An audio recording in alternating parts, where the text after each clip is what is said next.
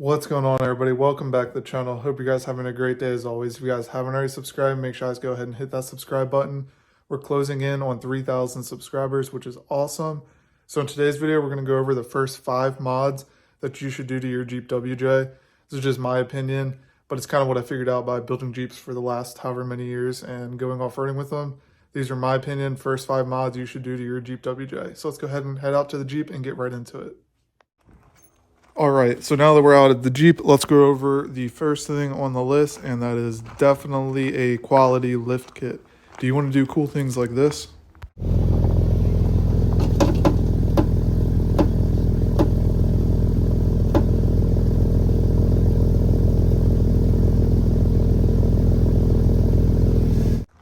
Well, then you're going to want to go ahead and get a quality lift kit on your Jeep. That would be the number one thing, honestly, in my opinion, is get a quality lift kit.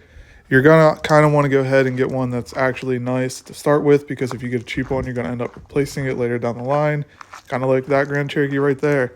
So go ahead and get a quality lift kit, and you won't regret it. It will be a little bit more expensive, but it'll be cheaper in the long run when you're not replacing parts every couple months. Now that we've gone over a lift kit, something that kind of goes hand in hand when you lift your Jeep is going to be some wheels and tires. You're kind of going to have no choice. You can't really run around on stocks when you have a lift kit installed, especially a bigger one. So you're going to want to go ahead and do wheels and tires. We'll go ahead and group those together. So these are 37s on some Pro Comp simulated beadlocks. However, it will be on real beadlocks in the future. In my opinion, beadlocks will be the best option. They'll be more expensive, but they'll definitely be worth it. And let me go ahead and show you guys why on the Wrangler, since I have beadlocks on there already. We will be putting beadlocks on the Grand Cherokee in the future, but the reason you're going to want to go with beadlocks is it basically bolts the side of your tire to the wheel. Those do not, they just look like they do. And you can air down much, much farther with these than you'll be able to on non-beadlock wheels or simulated beadlocks. But you're going to want to go ahead and get a decent set of wheels, because they're going to take a beating off-road. There's really no way to avoid that. And tires, you're going to want to do a little bit of research and figure out what tire works best for you.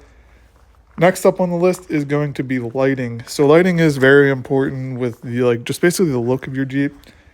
These are relatively cheap headlights. They're like $230 on Amazon, eBay, all that kind of stuff. And let's be honest, it really updated the look of the Jeep. It looks much, much better now in my opinion. And these look 10 times better than the factory lighting on the Jeep.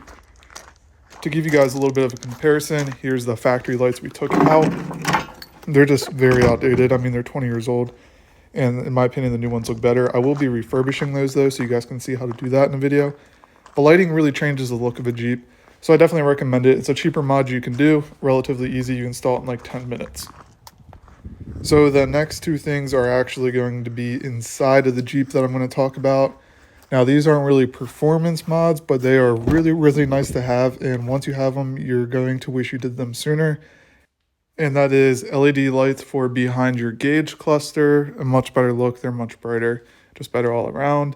And then you're going to also want LED lights for all the overhead lights. These specific kits are from Najar Off-Road. I'll go ahead and link those down below for you guys to check out.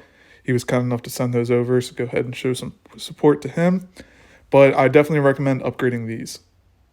So here is a preview of what your gauge cluster will look like once you install them. As you guys can see, much brighter look and a more updated look, honestly. And the reason these are blue is because there is actually a blue film behind the gauge cluster between the light and the outside of it.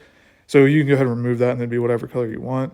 But it updates the look. As you guys can see, all the other lights still work and it makes them much brighter. Honestly, that's kind of nice, because if something goes wrong and I'm not paying attention, it'll still be really bright and I'll kind of have no choice but to notice it. It's also a common problem with buying used cars is these lights wear out and go out, so this replaces that whole issue. Then we have the LED overhead lights. These are super nice as well. Actually, when you open your doors and you have these on at night, it lights up the ground around it. Definitely recommend it. Also makes it easier to record inside the car at night. So for such a cheap mod, it's definitely worth it. You'll definitely get your money's worth out of it. So I definitely recommend picking these 2 things up as well. The install is also super quick. It took maybe 30 minutes for both sets of lights to be installed. And that is my 5 most important mods to your lifted WJ. What I would recommend getting out of the way first. Then there's obviously more mods you guys are going to want to do, which is kind of a never-ending cycle. But those are my top 5 favorite mods for the Jeep WJ. Go ahead and comment down below what mods you guys think are missing from this list. Maybe we'll go ahead and put them on the Jeep and make a video on that. As always, guys, thanks for watching, and I'll see you guys in the next one.